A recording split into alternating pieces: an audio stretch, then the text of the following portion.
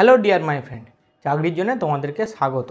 আমরা আবারও নিয়ে চলে এসেছি একগুচ্ছ চাকরির নোটিফিকেশান নিয়ে। খুব ইম্পর্টেন্ট নোটিফিকেশান এগুলো, প্রথম থেকে শেষ পর্যন্ত অবশ্যই তোমরা দেখো, তোমাদের কাজে লাগবে। হাফ দেখলে কিচ্ছু হবে না। কীভাবে ফর্ম ফিল আপ করবে সেটাও যদি তোমাদের বলতে হয় তাহলে একটু কমেন্টভাবে লিখলে আমরা ওইগুলো নিয়ে আবার ভিডিও করব। জাস্ট নোটিফিকেশান নিয়ে আমরা আলোচনা করব। তাহলে আমরা প্রথম নোটিফিকেশান নিয়ে আলোচনা করে নেব, যেটা বেরিয়েছে রিজার্ভ ব্যাঙ্ক অফ ইন্ডিয়ার তরফ থেকে একটি অফিসার গ্রেড বি এর একটি নোটিফিকেশান, যার শূন্য পদ রয়েছে 120টা। যে ডেট যতদূর পর্যন্ত আমরা ফর্ম ফিল আপটি করতে পারবো সেটা হচ্ছে 10/9/2025 থেকে 30/9/2025 পর্যন্ত এটি সময়সীমা রয়েছে। অ্যাপ্লিকেশান ফি মানে কত টাকা দিয়ে এই ফর্মটি ফিল আপ করাবে। যেহেতু এটা একটি রিজার্ভ ব্যাঙ্কের তরফ থেকে, একটু পয়সাটা বেশি হলেও কিন্তু খুব একটা বেশি নয়। এর মাইনার যখন সংখ্যাটা দেখবে তখন অনেকটা কম লাগবে।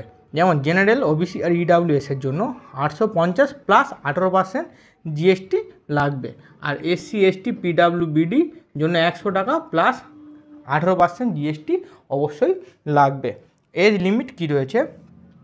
21 থেকে 30 বছর। আর যেমনটা ছাড় থাকে ঠিক তেমনটি ছাড় থাকবে এসসি এসটি ওবিসিদের জন্য।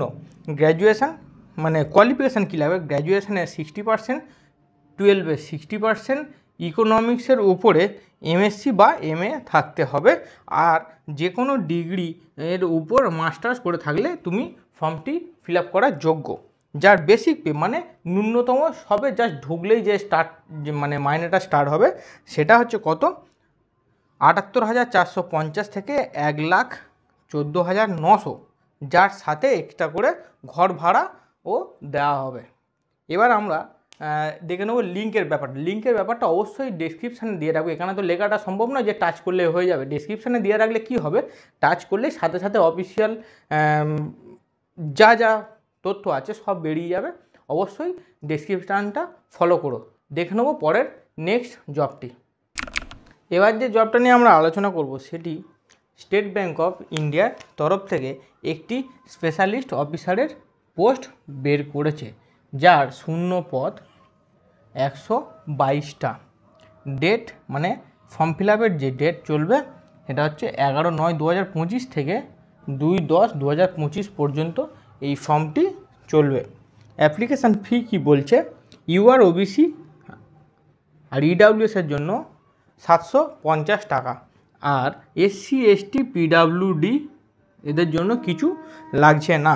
এজ লিমিট 25 থেকে 35 বছর। আর যেমনটি ছাড় থাকে ঠিক তেমনটি ছাড় থাকবে।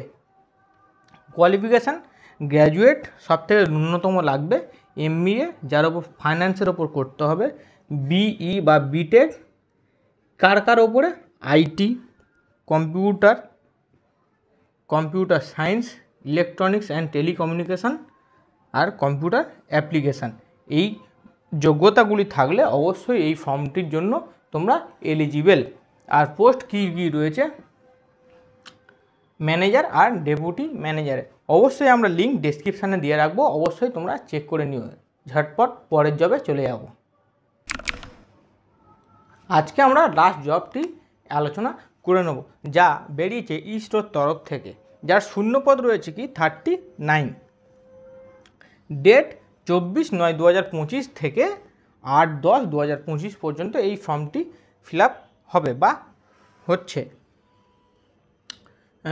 ইউআর ওবিসি ইডাব্লিউএসের জন্য 500 টাকা, এতে কোনো রিফান্ড নেই। এসসি এসটি ফিমেলদের জন্য 500 টাকা, কিন্তু পরীক্ষার পরে 400 টাকা ফেরত দিয়ে দেওয়া হবে। এজ লিমিট কি বলছে? 18 থেকে 25 বছর। আর যেমনটি ছাড় থাকে ঠিক তেমনটি ছাড় থাকবে ইউআর ওবিসিদের জন্য। Qualification graduate. আর সবথেকে ন্যূনতম রয়েছে কি 10 পাস। আর অবশ্যই ড্রাইভিং লাইসেন্স লাগবে। লিঙ্ক আমরা ডেসক্রিপশানে দিয়ে রাখবো। আজকে যে ভ্যাকান্সিগুলো নিয়ে আমরা আলোচনা করলাম তার মধ্যে ভালো কি খারাপ অবশ্যই তোমরা কমেন্ট করে অবশ্যই জানাবে। তাহলে দেখা হচ্ছে খুব তাড়াতাড়ি নতুন জব আপডেট নিয়ে। লাইক করবেন, সাবস্ক্রাইব করবেন, তারপরে টাটা।